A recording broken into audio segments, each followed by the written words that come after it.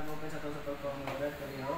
Lord, good morning. Ayaw kami karoon, Lord. So, Bible study, Lord. Bayan mo kami. Dapat na may kagay ko. Tulong. Kailangan mo sa sila wisdom. Pagkaramon mga brothers and sisters na yung wisdom.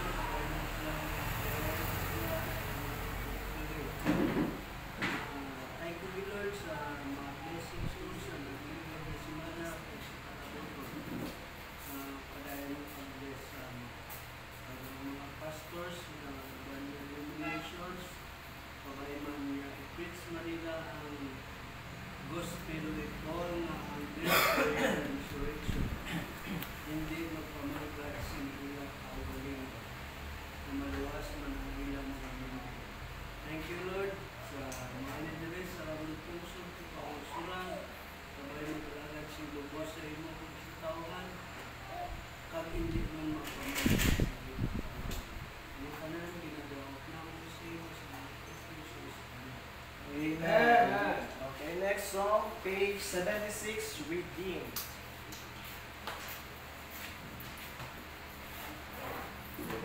See. 76.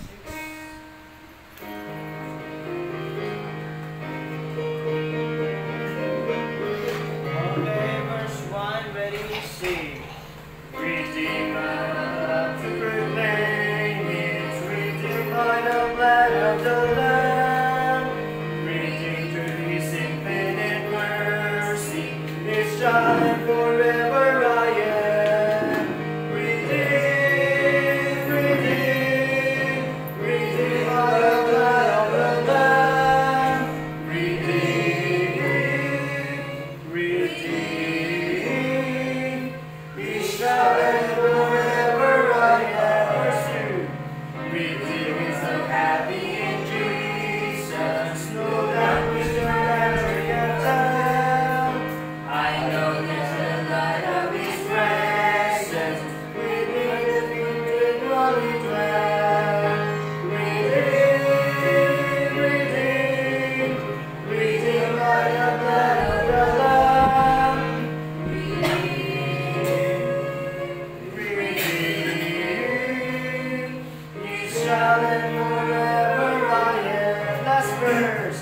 I know shall to see His beauty, that we will slow I delight, who loving and guarding His footsteps, and giving the song in the night.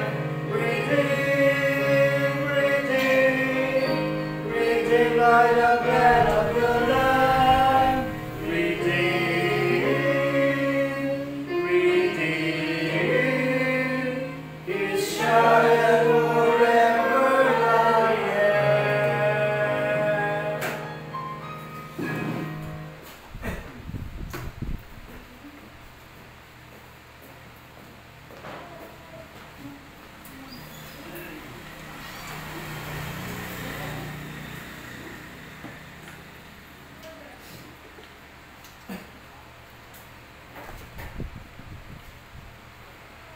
Ngayong aga, Lord, gid sila pa man, pakabot.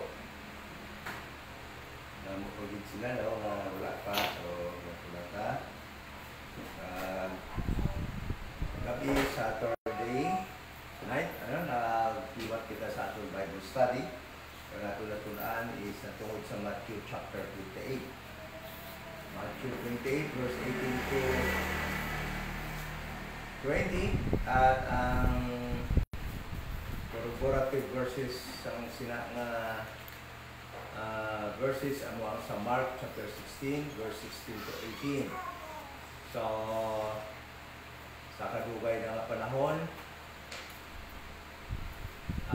ginatudlo sa mga kasimbahanan nga mapadala sa mga missionaries sa kung hindi nga lugar, locally or going to other countries, to fulfill that command of Jesus Christ.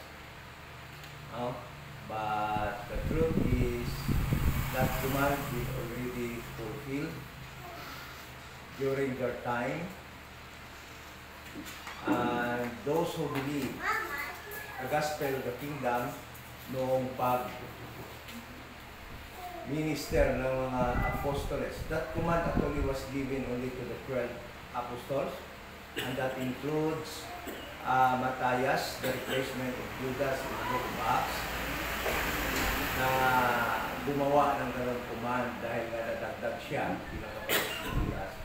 At alam naman natin kung saan itong mga apostles na ito pumunta when the persecution in Jerusalem began, during the time of Stephen, after the death of Stephen, and the persecution of the Pharisees, the priests and the high priest.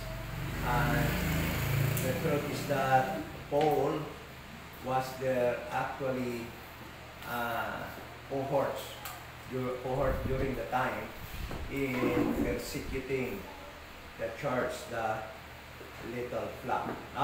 Yun ang nangyari dyan.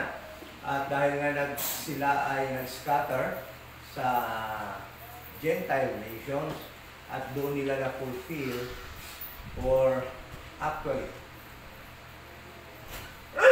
from the book of Acts chapter 8, doon ang umpisa hanggang sa book chapter 12 of the book of Acts, dahil nga ilang taon din yun. Kung tingnan natin, ay mayroong mga 8 years yan na ginawa nila, na nag-preach sila sa Gentile nations, finding all the Jews that scattered at the time. Pag sinabi natin mga Jews na nag-scattered, ay yung mga hindi nakatira sa Israel, kundi doon sila nakatira sa Gentile nations. Kaya nga, doon sa Acts chapter 11 verse 19, sinasabi doon na yung mga nag-scatter sa Gentile nations ay nag-preach lamang ng gospel, none but only to the Jewish people. And at the time, that command of Jesus Christ being fulfilled, and those who are saved by the preaching of the apostles during the time and were not able to receive the kingdom, the promised kingdom unto them, will be resurrected during Christ's second coming. At the end of the 7 years tribulation, then these people will live with Christ. They will be gathered by Christ in Israel, to live in Israel, to be His people, and Christ their eternal King. Meron po ang nakasabi dyan sa Biblia. So, today is Sunday, at patuloy po tayo sa ating Bible study, sa ating series na pag-aaral sa Book of Romans. This is the second time that we are going to study series of Romans, and we are now in chapter 3. At nung nakarang Sunday, we already actually last 2 Sundays ay napag-aralan na natin ang Book of Romans, ngunit hindi po natin natapos yung chapter 3 verse 21 to 31. At yung makita po natin dyan is God's righteousness without the law, manifested by the faith of Jesus Christ. Okay? So, yan din ang pagpatuloy natin ngayon sa ating pag-aaral. The same title, but must be called part 2 of our study sa book, sa chapter 3. So, magpapasalamat po tayo sa ating Panginoon that hanggang ngayon we are still alive. Buhay na buhay at patuloy na nag-i-enjoy po ng mga spiritual blessings in the heavenlies. Yes, lahat po yan ay makikita natin, and we are right now practicing those things. Salamat din, patuloy din natin ma-enjoy yung mga bagay, mga earthly blessings, material blessings na binigay sa atin, life,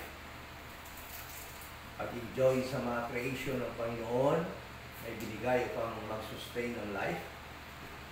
mag-enjoy sa fellowship together with our brethren in Christ, physically, at online, sa ating mga kapatid online na nag-join sa ating Bible study every Sundays and every Wednesdays and Saturdays, at sa ating mga friends na nagsubaybay din sa ating Bible study, at prayer natin po sa ating mga friends na makabilib din sila sa gospel of the grace of God. At ang gospel na yan ay siya lamang ang makakaligtas ng kaluluwa sa panahon ito ng dispensation of the grace of God, na ang isang tao ay mananampalataya na si Jesus Christ ay namatay, bayad po ng ating mga kasalanan, siya ay nilibing at nabuhay muli sa ikatlong araw upang tayo po ay bigyan ng buhay na wala hanggan. Okay? So, bago po tayo mag-umpisa, let us pray. Ama na banal, salamat po sa opportunity muli ma-glorify ka namin sa pamamagitan ng pag-aaral ng iyong mga salita, pagsamba sa iyo in spirit and in truth, at pag-edify kasama ng mga magkakamali. First one, Christ, we are praying at mga kapatid na papunta rito.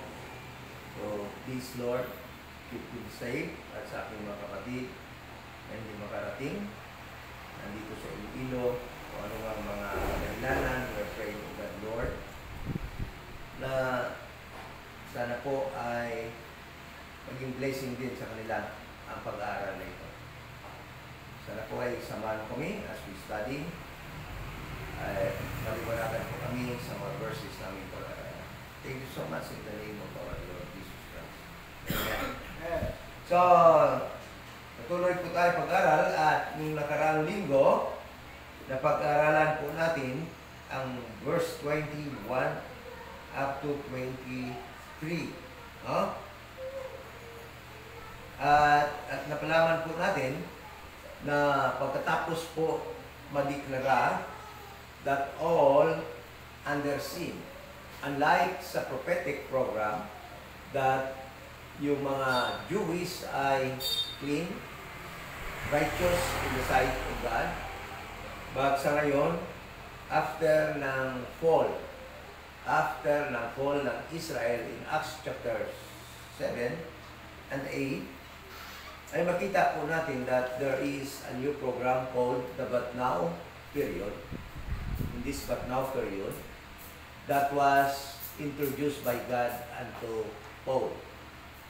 And that program is called actually the Mystery Program. Okay? Romans chapter 16 verse 25 and Ephesians chapter 3 verse 1 to 4. And this program is for all people, and all people being declared sinners so that God can offer grace to all without discrimination. Okay? Kaya it was declared in verse 9 of chapter 2 of chapter 3 of Romans that sinasabi dito, are we better than they? Mas magaling ba tayo sa kanila? Referring to the Jewish people. Paul asking the Jewish people, are we better than they? But the answer is no, in no wise. But in time past, before the But Now period, or the dispensation of the grace of God, the mystery program of God to all people, the Jewish people are better than other people. They are above all nations, other nations. They are righteous and holy in the sight of God. But at this moment, Paul said that no, in no wise, for we have been before proved, both Jews and Gentiles, that they are all under sin. Okay? So, since all people are all under sin, at this moment of time, there was no way out. The law that been given to the Jewish people cannot save a person. It was declared in this chapter that by the deeds of the law, no flesh be justified.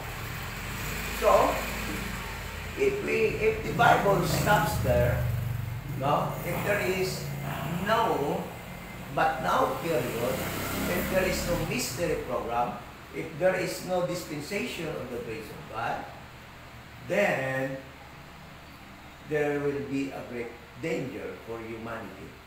Because the law that previously was given to the Jewish people for them to comply and be saved is now declared that it cannot justify any flesh. So, wala na talaga. Kaya alam nyo, dalit kayo kay Paul. Marami ang dalit kay Paul. Marami hindi naniniwala kay Paul. Marami hindi naniniwala sa importansya ng mystery program and sa dispensation of the grace of God. But the truth is, without this program, at this moment of time, there is no hope for humanity. Why? Because the law, even the Gentiles people being given up by God, sabi ng Diyos, ayaw niyo sa akin, bahala na kayo. Bakla-bakla mo kayo dyan, paano-ano kayo dyan, magpatunggoy-tunggoy kayo, lahat ng kastiwalian ginagawa nyo, bahala na kayo. But pinili niya yung Israel and manifested Himself unto that nation, showed His power unto that nation for all humanity to see and to believe that there is a God.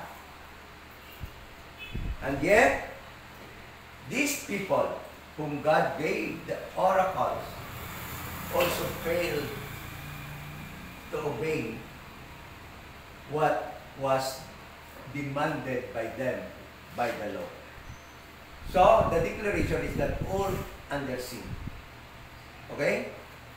But, the good news is that there is a but now period that says that, but now the righteousness, verse 21, the righteousness of God without the law manifested, being witnessed by the law and the prophets, even the righteousness of God, which is by faith.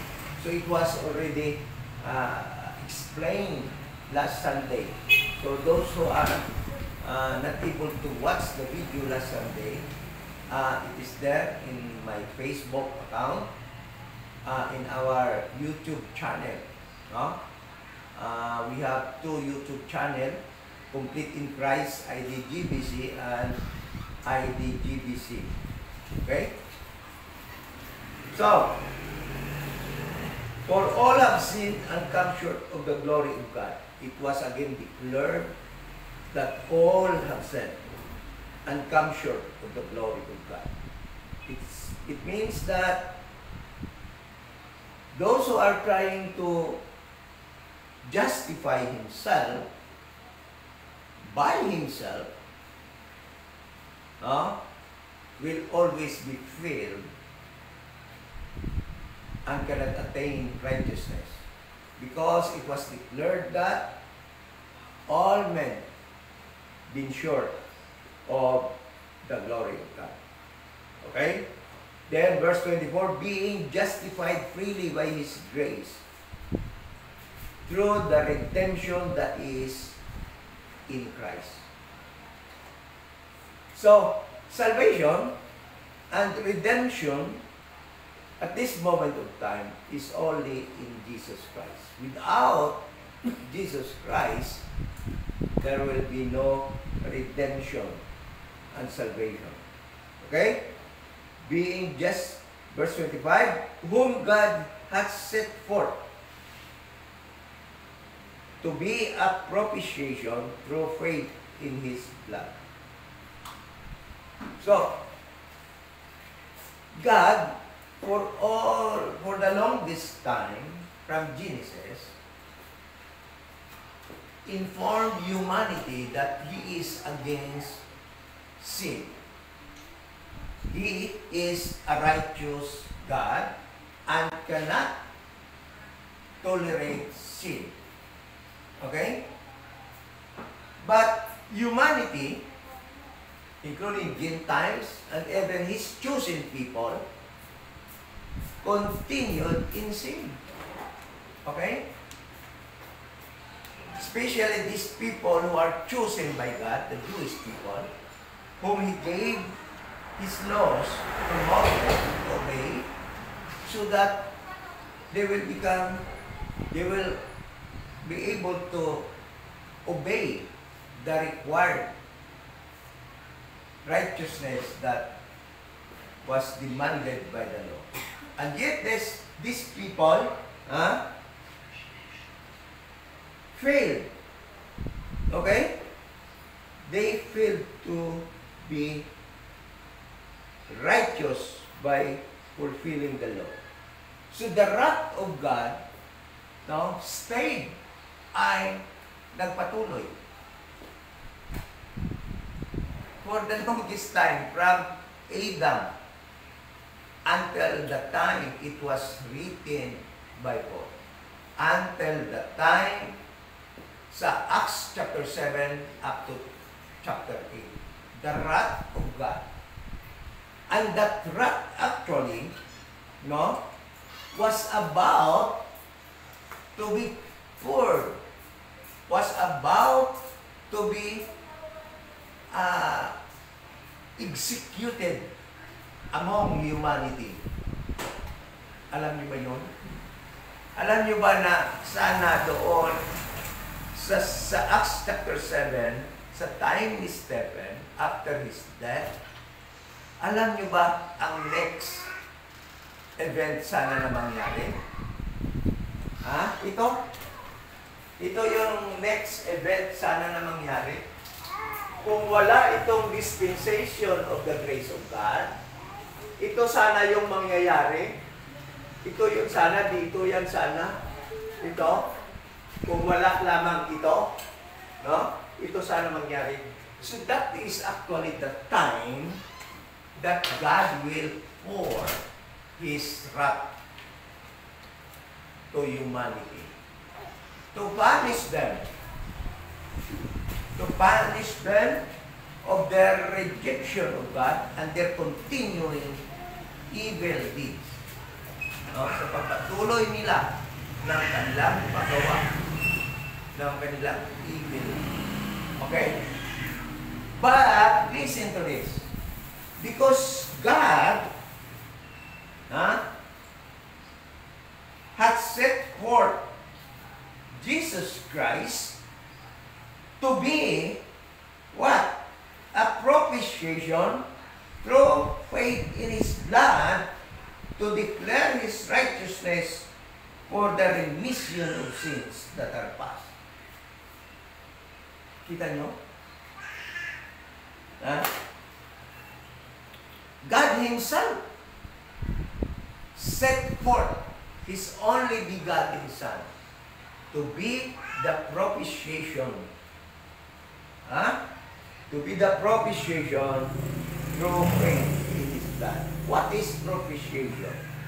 What is propitiation? So, it is important that we understand this word. Propitiation. Okay?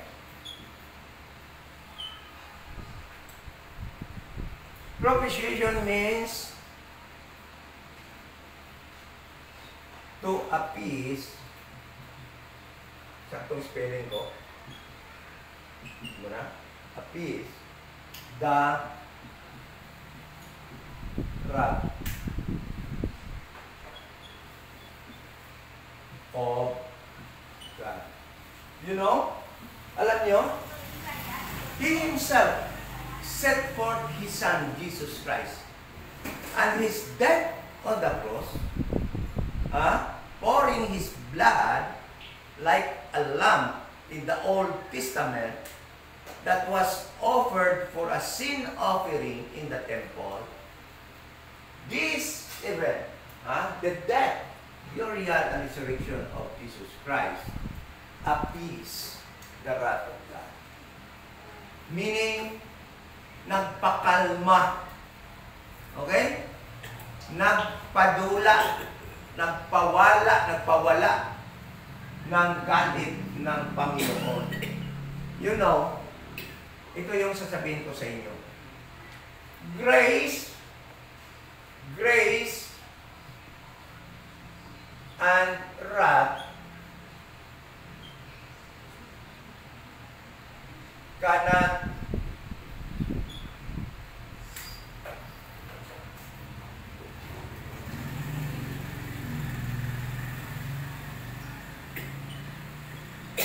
hindi pwedeng magsabay. Okay? So, God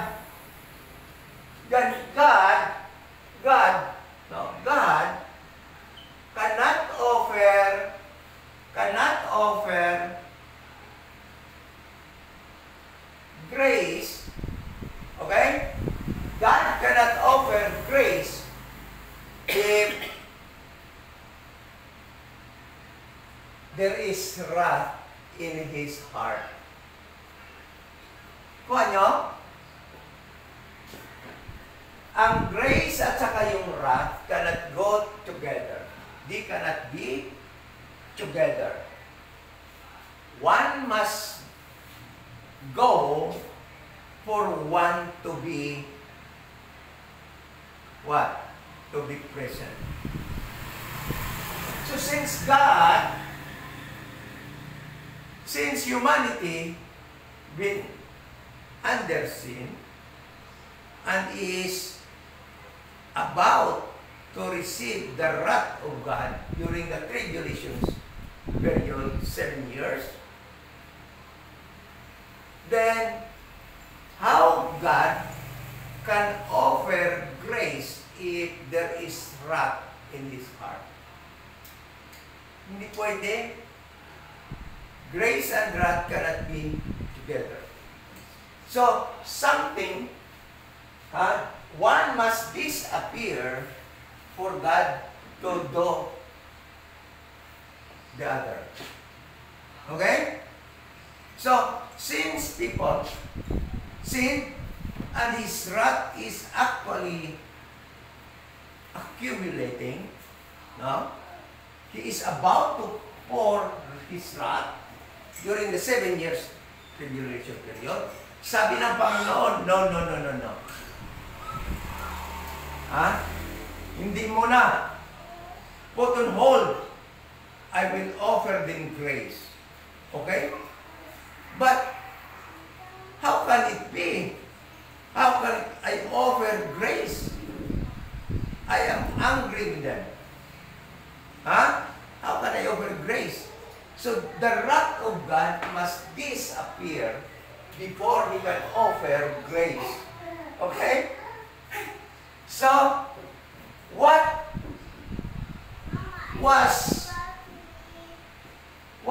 happened that grace being offered by God in this dispensation of the grace of God? He set forth His Son, Jesus Christ, to be the propitiation. Okay? So that His wrath will be appeased. Okay? Alam nyo. Salvation, redemption are all of God. Wala talaga ibang mamalaki. No? Ang tao. Wala. Lahat yan sa Diyos. Dapat sana banata na niya yung humanity, yung tao, since Adam hanggang Acts chapter 8, puro na lang kontra, puro kasalanan. Ang wrath ng Panginoon parang gusto nang pumutok talaga. Na even Jesus Christ at the time was already standing at the door in heaven, which refer to His being ready to return to earth and execute God's plan for 7 years tribulation. Ready to pour God's wrath at the time. Ready to defeat His enemies. Alam niyo yung number 1 enemy ng Panginoon during the time? Israel na. Alam niyo na Israel yung pinaka-number 1 enemy niya during the time? And ang pinaka-casualty or ano yung ibig sabihin nun? Yung pinaka-nadali, nadamay was Stephen. Dahil so galit sa takot nila sa Panginoon dahil sinabi ni Stephen, I saw Jesus Christ standing at the door.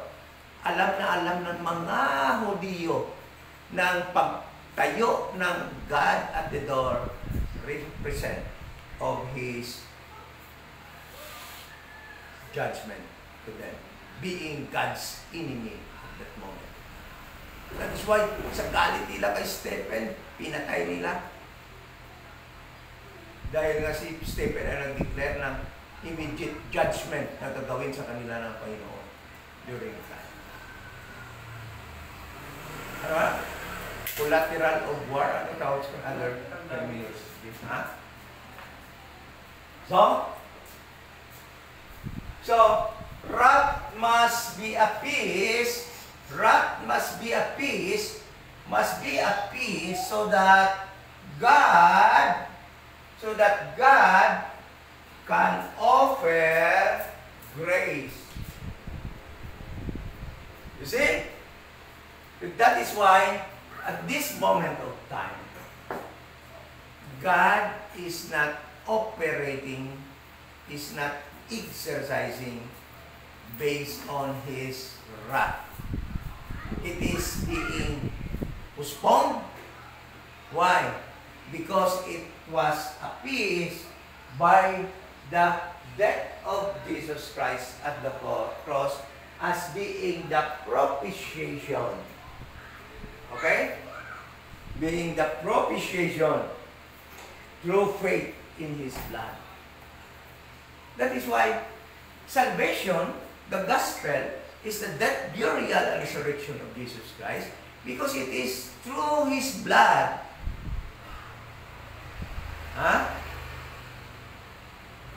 Propitiation or God wrath being appeased. Simple as that. No? So after the God's appeasement of His wrath, He offered now grace and mercy. Kaya nga alam nyo, never say na pag ang isang tao namatay, na bangga, halimbawa, may kasalanan siya, nakagawa siya ng rape siya, halimbawa, nakulong siya, o nabaril siya, hindi yun gawa ng Panginoon. Dahil nagbaril siya o dahil nagalit ang Panginoon sa kanya, dahil isang masamang ginawa. No. God still offering what? Grace. Alam nyo, yung mga drug dealer dati dito na namamatay na, kung yun sila ay tumanggap ng grace, nag-believe sa gospel of the grace of God, wala yung mga kasalanan na yun. That is how grace operates. Kaya sabihin na natin namatay yun, namatay yun, sa yun. Hindi yun gawa ng Panginoon. Yung ginagawa ng Panginoon doon sa kanila, grace. Please receive my grace. That is how God offers His grace at this dispensation of the grace of God. Nabaril yun sila dahil they are wanted. They did something against that, our national law. Oh, that is the result of violating our national law, but that was not the wrath of God. wala talagang wrath ngayon. Because these two, grace and wrath, cannot operate at the same time. Ha?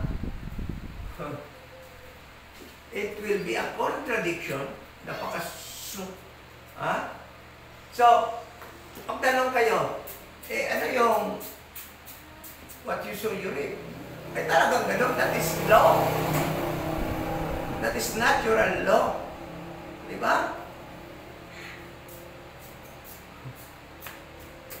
It is not God doing something as punishment to your evil deeds, but it is the what? The result of that principle. That was what you sow, you will reap. Okay? So, minsan kasi, pag nakita natin yung masamang tao, sa tingin natin, gumagawa ng masama, then bigla na lang nagdali siya, yun. Binanatan lang ng Panginoon. No. Tandaan nyo, walang ginagawang galit ang Panginoon. Ni anuman ang kasalanan ginagawa ko, still He offers grace. Bakit? When God said in verse 9, chapter 3, verse 9, no, in no wise, for we have been proved, both Jews and Gentiles, that they are all under sins. Pag sabi ba dito, they are all under sins, is there any classification of sin? That this is more okay than that? No. They are all under sin. Even those who are living righteously, even those who are living accordingly, obeying their laws, are still declared sinners. Why? Because kahit na anong bait mo pa, anong pagiging law-abiding citizen mo, it is still short of the glory of what? Of God. Okay? So, hopefully, na-explain ko itong verse 25, that God has set forth to be a propitiation through faith in His blood, to declare His righteousness for the remission of sins. For the remission of sins that are past. Okay? You know, in these verses, dapat natin maintindihan that Paul was talking to the Jewish believers in Rome, and that includes the Jewish people that are there. Verse 3, verse 1, chapter 3, verse 1, what advantage then had the Jew, or what profit? He was talking about the Jews who might claim that they are righteous because of God choosing them as His chosen people. Kaya ito, kaya sinabi din ni Paul, whom God has set forth to be a propitiation through faith on His blood, to declare His righteousness for the remission of sins that are past. So the sins that are being remitted are those past sins of the Jewish people, referring to the Jewish people, whom actually nagbi-believe that they are righteous. Okay? Then sabi niya dito, through the forbearance of God, sa pamagitan ng patience ng Panginoon. Then in verse 27, the verse said, where is boasting then? It is excluded. So Paul was referring that being justified by faith in Jesus Christ, by believing Jesus in His blood, there is no boasting or something that we can being proud of. Wala talaga tayo, sabi ni Paul, wala tayong pagmamalaki dyan. No? Wala tayong pagmamalaki dyan. Wala dapat may pagmamalaki dyan. Unlike in the righteousness that will be provided by the law, you can boast. Kasi alam nyo, kung magawa mo talaga yung law, napakagaling mo. You can boast something. Di ba? But, by the law of faith, no one can brag. No one can be prideful that I am saved because I contributed something. No one can be boastful if you are saved by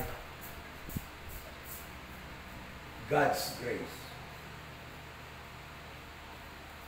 Sabi dito, to declare, I say, this time is righteousness. To declare, I say, at this time is righteousness, that he might be just and be justifier of him which believe in Jesus. And we know that what to believe in Jesus. We should not believe in His name. Huh? Somebody are imitating Christ's name. I am Jesus. Eh kung maliligtas ka pala sa pangalan ni Jesus, marami diyan pwedeng gumamit ng Jesus, pangalan ng Jesus. I am Jesus Christ, the Son of Diyos and Mary. Pwede yun. Eh kung sa pangalan ka maliligtas, hindi. Those who believe in Jesus refers to the gospel that was given before. We must believe that Jesus Christ died for our sins. He was buried and rose again the third day. You know, this gospel of the grace of God cannot be imitated by somebody. I do believe, if you are just reading your Bible, kung bumabasa ka lang talaga sa yung Bible, kung paano ka maligtas na yon, hindi ka talaga maluloko. Because if you believe in Jesus, many will be fooled. There are people who will declare in other places, I am Jesus. Alam nyo ba yan? Na maraming mga tao na nag-claim sila si Jesus. Ha? Yan si Kibuloy. O, di ba? He is the Son of God. And that speaks of His Jesus Christ. O, di ba? Because the only Son, God is Jesus Christ. At hindi lang yan, napakarami pa mga i-research nyo kung sino yung mga tao naman nag-claim that they are Jesus. So, kung maliligtas ka by believing in Jesus, then you can easily be fooled by many impostors. Pero because many are claiming Jesus and also doing some miracles, they can do magic. Huh? But the truth is, the gospel of the grace of God, kung alam mo lang, you cannot be fooled, you can never be fooled, you can never be deceived. Why? Because it is the death, burial, and resurrection of Jesus. So if you claim you are Jesus, then you must die. And ito, sabi niya, you believe. Ako sabihin niya sa akin, you believe me, I am Jesus. I am the reincarnation of Jesus. Then I will tell him, then you must die. And allow me to bury you. Then you must rise at the third day. Then I will believe you. Babantayan kita. Babantayan ako dito sa libingan mo para hindi mo ako maloko. Oh. You see, That is why let us be careful when we see verses saying, believe in Jesus. In this dispensation of the grace of God, in Paul's writing, Paul actually was referring to the death, burial, and resurrection of Jesus Christ. That is what we are going to believe in Jesus. Dahil pag nag-believe ka lang ng sabi ni Jesus, ay nako, meron akong research dati, people who claim to be Jesus, ay kadamo, ang dami nila, ang dami na nilang followers, ang dami nang naloko, and they believe they are saved because they believe in Jesus. But the truth is, they were deceived. So, to declare, I say this time, this righteousness that he might be just, and this time, listen to this, to declare, I say, at this time. What is this at this time? In this dispensation of the grace of God. Jesus Christ was declared, to declare, I say, this time His righteousness, that He might be. His righteousness be declared, that He might be, what? The justifier of him, which believe in Jesus. To be justified, you must believe the death, burial, and resurrection of Jesus. Okay? So, verse 27. Where is boasting then? It is excluded. The word excluded, hindi na yung kasali. Ibig sabihin, wala. Walang boasting. Walang pagmamayabang dyan. When we say, I am declared righteous by the righteousness of Jesus, because I believe in His death, burial, and resurrection. People might say, yabang naman ito. Di ba? Ganun lang kasimple. But Paul said there is no boasting by claiming that. No? Because the truth is, you have nothing to boast. You did not contribute anything to this. Wala ka namang dinagdag dito. It is all God's. Sa Diyos lamang lahat yun. Gawa lamang ng Panginoon lahat-lahat yun. Para ma-appease ang kanyang galit, He sent forth His Son to be the propitiation, so that His wrath will be appeased, so that He can offer grace to everybody. And those who will accept His grace, His offered grace, which is the death, burial, and resurrection of Jesus Christ, will be saved. Kaya, palihog lang, siguraduhon yung gid na inyo na believe na pananampalatayaan. Naniniwala kayo that Jesus Christ died for our sins as the propitiation for our sins. He was buried and rose again the third day. No? To conquer death. Alam niyo kung hindi si Jesus Christ na resurrect, wala yun. Wala. Kaya, yun ang pinaka-issue nila nung time na yun. The Sadducees were used by Satan to question Christ's resurrection, but Paul defended Christ's resurrection rightfully. Yung iba naman, naguguluhan. Kasi, ina-apply nila ang Christ's resurrection, bodily resurrection sa atin that are members of the body of Christ, in which we have our own corporate soul rapture at hindi bodily resurrection. Yan yung napakahirap nila maintindihan. Yan yung napakahirap nila maintindihan. Then, where is boasting? There is no boasting here. It is excluded. Boasting is excluded by what law? By the law of works? No. Nay. But by the law of faith. It is the law of faith that exclude boasting. Ha? Sa law of works,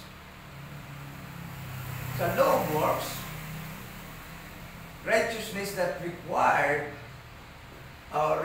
by law, there is so much work. I offered much beautiful lamp than you. Yung na-offer mo may sipon, yung sa akin perfect. Walang ni isang lisa. You can boast by the righteousness that are demanded by the Lord. That were demanded by the Lord. Okay? You can boast. But in the law of faith, nothing. Even a pinch of salt, you cannot boast or you cannot be prideful because you did nothing for your salvation. It was all God's. Apostrophe S. Sa Diyos lahat yun. Wala ka talagang kang naidagdag. So, kaya sabi ni Paul, where is boasting? It is excluded. By what law? By the law of works? Nay, but by the law of faith. Alam mo, tingnan mo lang sa law. You must be in the temple. You must obey every feast na kailangan ando doon kayo. Okay? Kailangan mo mag-obey ng mga animal offerings na dapat i-offer mo. Kailangan mo gawin yon. Kailangan mo mag-obey ng mga ceremonial laws na dapat mong gawin. Napakaraming gagawin sa justification by obeying the law. Grabing himuon mo yan. Kadamo-damo.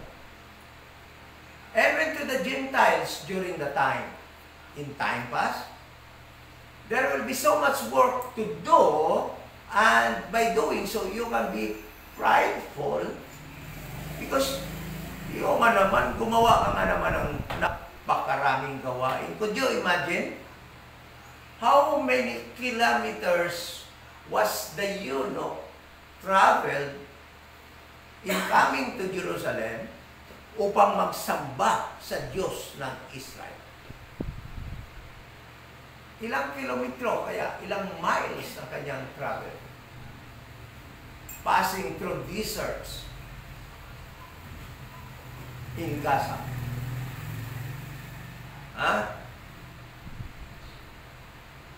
How many people was with him? How much money did he spend for to be with the Jewish people in Jerusalem and worship separately the God of Israel? Alam nyo, kahit na nga sa pagsamba doon sa temple sa Jerusalem, there is a court for Gentiles. They cannot be with the Jewish people during worship. They cannot mingle with Jewish people. There is a separate place for Gentiles who would like to worship the God of Israel during the time. Okay? There was so much work And I can be proud of myself by doing so. Naku, ang God ng Israel, napilitang iligtas ako, pinadala ka agad si Philip doon sa akin sa Gaza, sa disyerto sa Gaza. Bakit? Kasi nag-travel ako na napakalayo. Ang God ng Israel talagang napilitang gawin sa akin yon dahil sa aking ginawa. Kasi that was God's requirement during the time. That when a stranger, not a Jew, who believe that there is a God in Israel, and will travel from far country to Jerusalem and to worship the name of that God in Jerusalem, I will hear in heaven from my dwelling place and give answer to what that person, that stranger, will request or ask from me. Tatanungin ko ngayon, what was the primary request of the eunuch when he came to Jerusalem and worshiped the God of Israel? What was his primary request from God? Hindi ako magpapatuloy kung hindi nasagot yan. Ha? Baptize. Baptize? Yun, no? Ito na... Baptize? Baptism yung hininga. Lord, I worship you. I believe you are a God, the God of Israel. This Lord, baptize me with water. That was his request. Pag-share niya yung Philip, gusto niya Hindi ko tubig yun. Ha? His primary request prompted God to act swiftly, very quickly.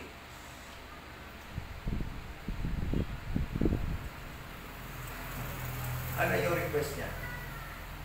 Kasi kung nag-request niya, Lord, kung hindi bigyan mo ako maraming pera, then God will not immediately do it in haste. Diba? But there was an urgency for God to act immediately. Salvation. Salvation. He asked for salvation. Why?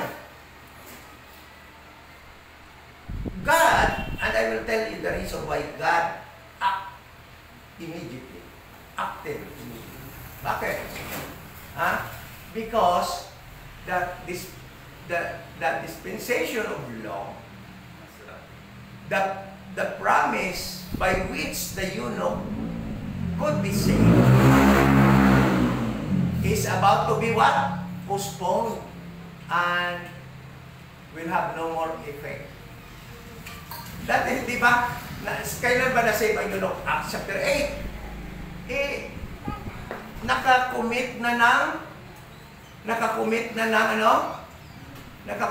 ng blasphemy of the Holy Spirit ang Israel, and their program is about to be closed for a while. Okay?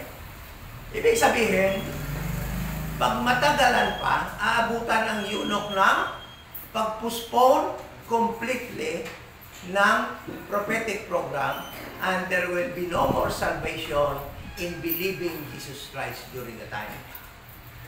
Alam nyo, ang salvation noon is to believe in Jesus Christ. At the time, kailangan nila talaga mag-believe in Jesus Christ that He is their Messiah. So dahil nga manong-postpone na yung prophetic program at mawala na ng visa ang salvation, na kung saan believe sila kay Jesus Christ and will be baptized with water, immediately, anong ginawa ng Panginoon? Philip, sumakay ka dito. Ano man pinasakyan ng Panginoon sa kanya, at inilipad siya papunta doon sa... Diba kung may airplano na noon? No? Wala pa naman siguro. So, basta si Isaiah, nung dinala siya sa heaven at tinransfer siya sa ibang lugar, ang pinasakyan sa kanya, chariot. yung mga karwahe ng Diyos, nilagay siya sa ibang lugar. Tinransfer si Isaiah. Hindi si Isaiah dinala sa third day. Wala yung, maling-mali yung. Okay? So, kasi wala pa ng tao na makakit ng heaven. So, ano nangyari? He was transferred by God from Samaria going to Gaza, hindi Nasa. Tingnan mo yun, yung Samaria, nasa middle part of Israel. Then, Philip, bigla na lang dinala doon sa Gaza, sa southern part ng Israel. At doon, kanyang tinuruan si eunuch paano maligtas. Kaya hindi lang naintindihan ng mga tao bakit there was an urgency for God to save the eunuch. Because God is not slack at the time in what? Fulfilling His promise to anyone. Kaya alam nyo talaga, learning this, no? This truth from the Bible, talagang tumindi ang aking belief sa Bible at sa aking God. Why? Sinabi niya doon sa 1 Kings chapter 8, verse 41, na doon yung promise na yan. Talagang tinubad niya. Nung yung eunuch pumunta na doon from far country, a stranger, not a Jew, went to Jerusalem from a far country and worshiped Him there and asked God, please save me. Immediately, he acted upon the eunuch's request that he will save him. He sent Philip, who was busy in Samaria during the time.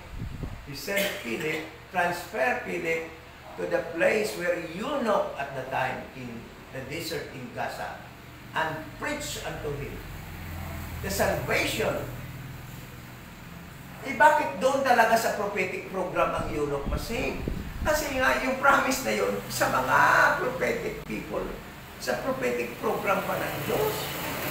Kung abutan na siya na mag-postpone completely ang prophetic program, there will be no way for the eunuch to be saved. That is why God, fulfilling His promises, He is not a liar. He is not a person or a God that cannot do what He had promised.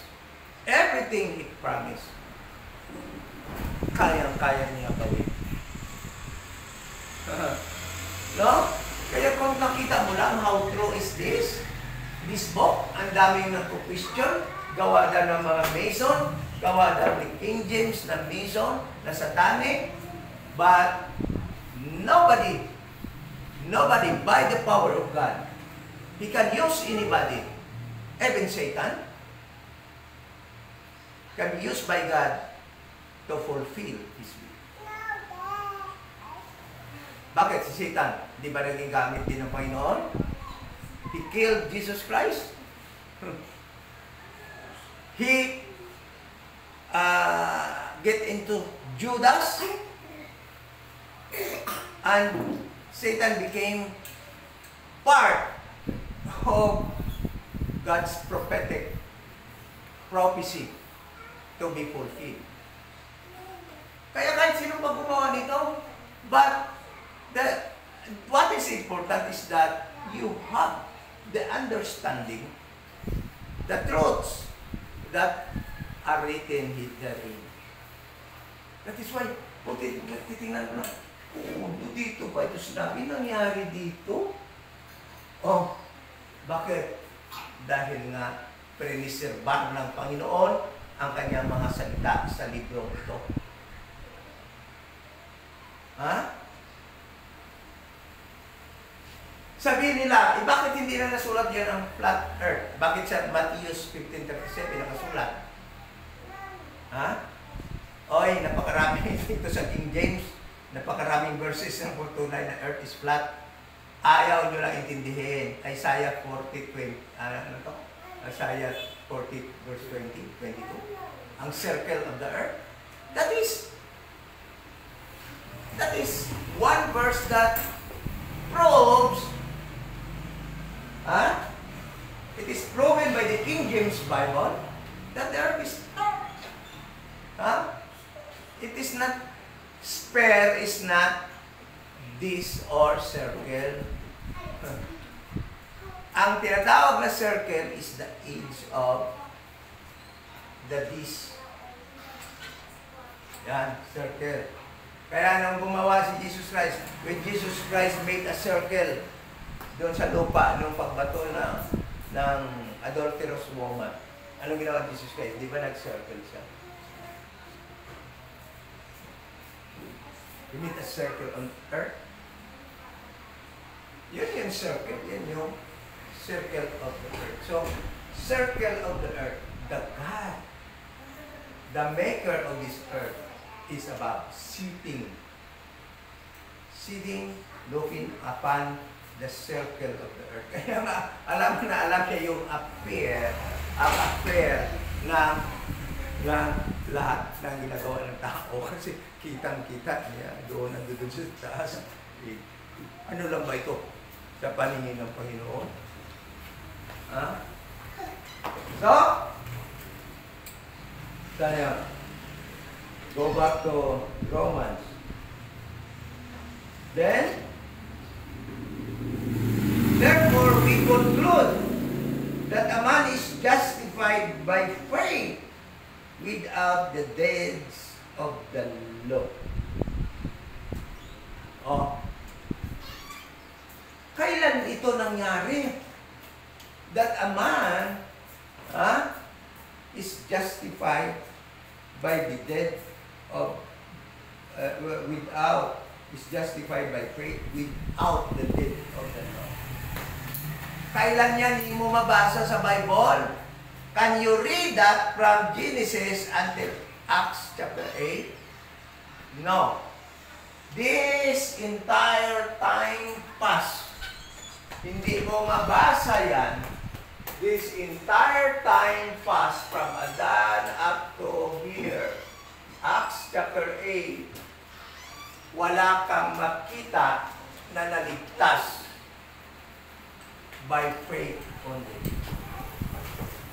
It is only now, in this but now period, in this dispensation of the grace of God, in this mystery program of God for all people. Kung alam mo yan, then wala ka na talagang pagkakalito. Hindi ka talaga malito. You will love your Bible. Mamahalin mo talaga yung Bible mo. Mapapamahal lalo sa iyo ang iyong Panginoon because the book that He preserved for us is very clear.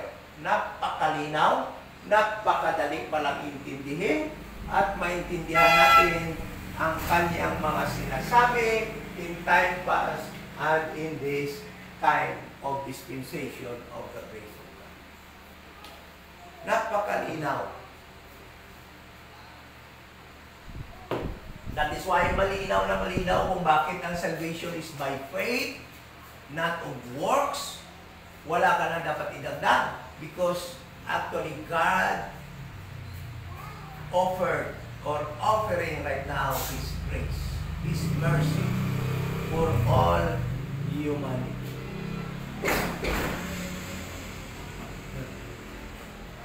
Alam mo, in time past,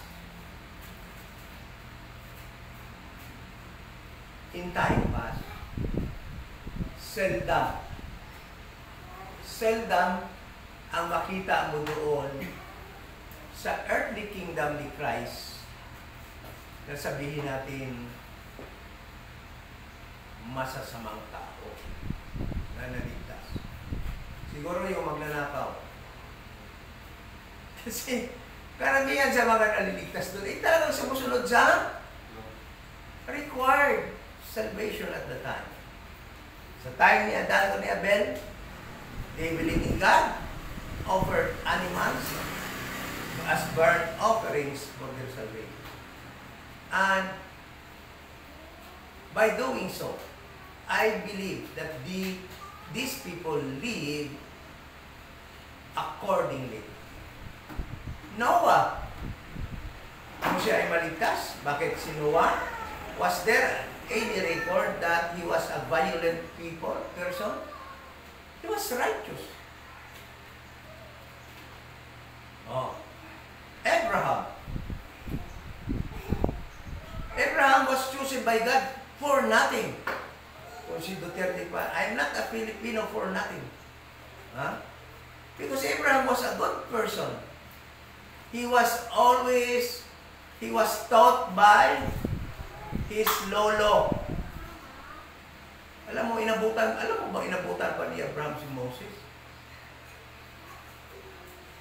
Si Moses, si Noah.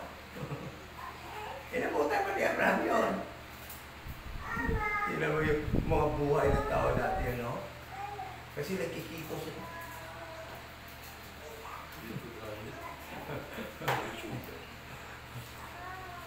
Ito ay sideline na ito, sideline. Yung kung ano yung mga sinasabi ng mga medical practitioners, gawin mo daw ang baliktad to become healthy. Tingnan mo yun, puro talaga mali yung mga sinasabi nila. Huwag kumain ng asin, marami asin. Dahil ma-high blood ka. Hindi yung nakaka-high blood ng asin. Kung totoo yan, halos lahat ng tao nag-iiwas na sa asin, di ba? Dahil yun ang sinasabi nila, bakit? Number 1 pa rin nasakit yung high blood. Kasi pag kulang ka sa asin, doon ka pala ma-high blood. Tingnan mo lang yan, no? Baliktad. Kahit na yung pyramid of food na recommended ng mga dietitian, dapat mong baliktarin yun. Yung damihan mo yung kain. Oh. Nako.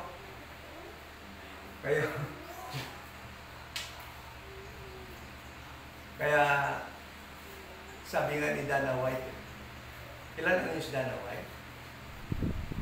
Ilan niya? Sabi niya, hindi na ako pupunta sa doktor, sabi niya. Pag na emergency, na pilayan ako, then I will go to doctor. But when it comes to my overall health, no way.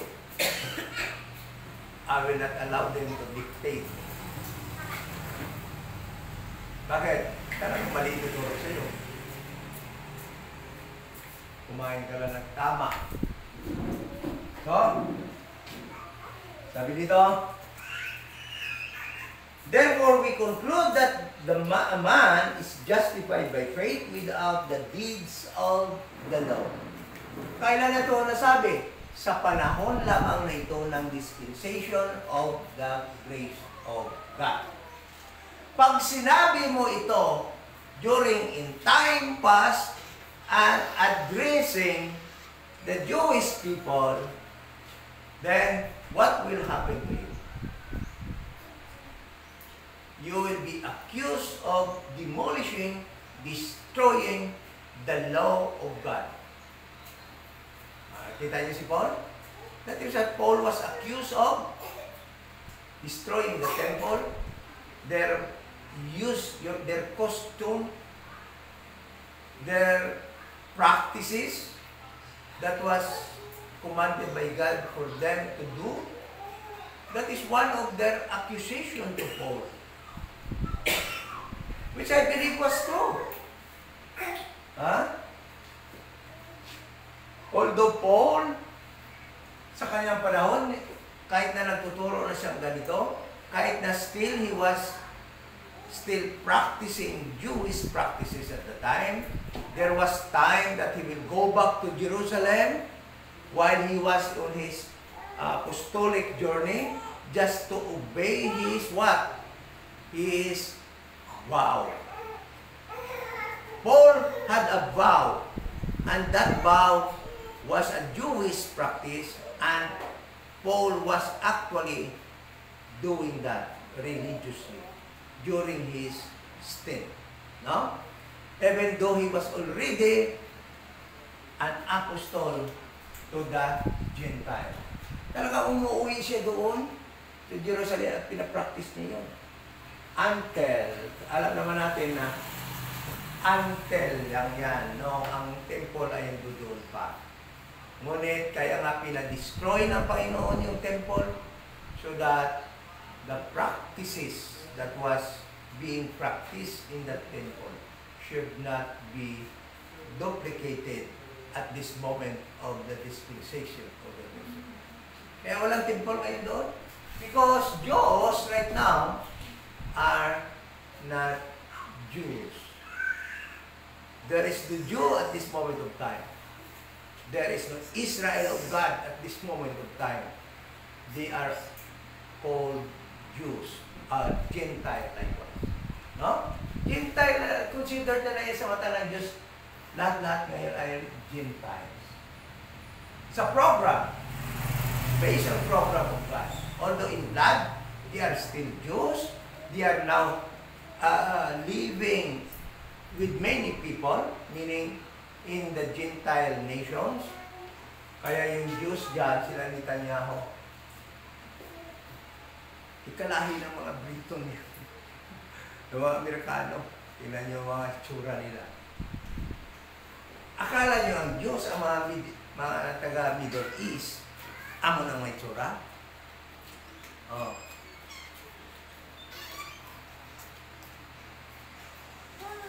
May pa si Manong Guro, daw diyo pa rin official daw, no? Itong-itong, wapuhon, mga tasong ilong.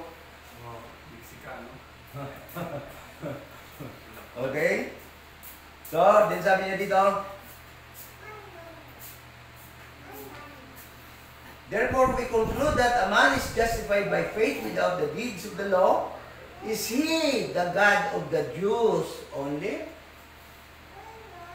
Or is he not also of the Gentiles? Yes, of the Gentiles also. Alam mo, compare this verse, Ephesians chapter 2, verse 11 and 12. Read Ephesians 2:11 and 12. Ha? Ano hambal doon? That at that time, you Gentiles, verse 12. That at the time you were without Christ, being aliens from the commonwealth of Israel and strangers from the covenants of promise, having no hope and without God in the world. Kita mo? Gentiles without God in the world. Ba't sabi ni Paul dito? Alam mo, this is a contradiction. This is one Bible verse contradiction with the other verse in Ephesians. Why? Ang sabi dito ni Paul, is he the God of the Jews only? Verse 29 of Romans chapter 3. Is he not also of the Gentiles? Yes, of course. Of the Gentiles also. Eh bakit may Diyos na Gentile dito? Eh bakit doon sa Ephesians wala Diyos, walang God? Because, alam mo kung basahin ko to, hindi ako marunong mag-rightly divide. Matutuloy ang utok ko dito eh. Eh bakit ganito? Dito may Diyos.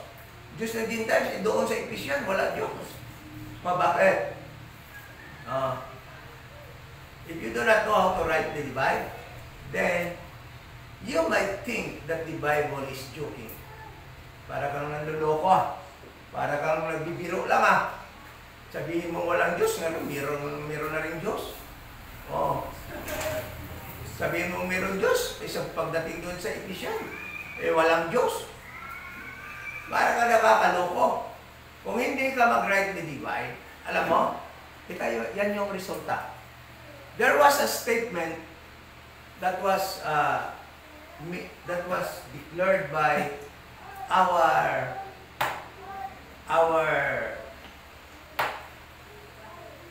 congressman, Baptist congressman, that says that the King James Bible is not reliable, Inspired, not inspired. or not inspired because it has many error. Kita mo? And he is intelligent person, intellectual, a congressman. Well-mannered. Ha? Well-mannered. Hindi naman. Basta. Ha? Kasi tingnan mo, di ba si Brad Saulo napunta na doon sa simbahan. So, ano ba? Hindi naka-video ko kanina.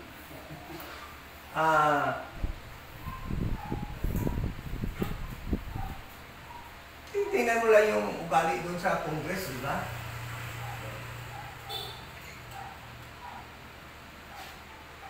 So, ano ba? Sabi niya dito, napakatindi contradiction ito. Mayroong Diyos, walang Diyos. Oh, hindi ba nakakaloko yan? But because the truth is, Paul was speaking of different dispensation of time. Okay? Nung sinabi niya dito na ngayon, meron na kayong Diyos, he was speaking in this but now period that God is now offering peace to anyone. Okay? We can now say, after believing the death, burial, and Jesus Christ, that He is our God. Our God. He is now our God. In this spirit. God is a God of all people in this dispensation of the grace of God. But salvation can only be yours kung mag-believe ka sa gospel of the grace of God. So, kahit na Diyos mo ang Diyos, kung hindi ka mag-believe sa gospel, that God, whom you believe, will throw you in the lake of fire. Time will come. Okay? Yan sabi niya dito, seeing it is one God which shall justify the circumcision by faith and uncircumcision through faith. Ang alam ko, na-explain ko na ito, yung by faith and through faith, in a video. No? So, hanapin nyo lang sa video how I explained that previously. Do it then make void the law through faith? God forbid. Yea, we establish the law. So, faith established actually the law. So, that's all for this morning. No? And we already finished the book, chapter 13 of the book of Romans. Verse by verse, we explained. And hopefully, naintindihan na po natin from chapter 1 up to chapter 3. Chapter 4, no, we'll study that in the coming Sundays. And what we will see in these verses actually is how Paul laid down, supported the but now period, the justification by faith, which he mentioned in chapter 3, beginning in verse 21 up to the end of the chapter. Chapter 4 will support his claim, his argument, and chapter 5. So, titingnan natin kung paano ni Paul ipatibayin ang kanya argumento that salvation is only by faith and righteousness can be ours by believing the blood of Jesus Christ, and His righteousness will be imputed to us. Okay? So, any question?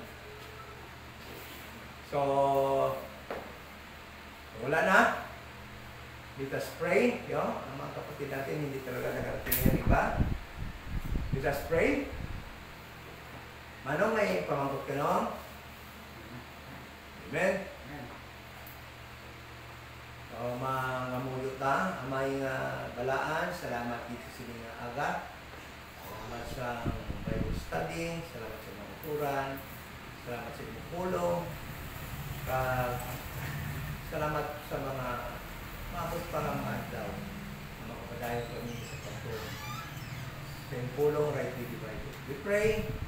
Thank you in Jesus' name.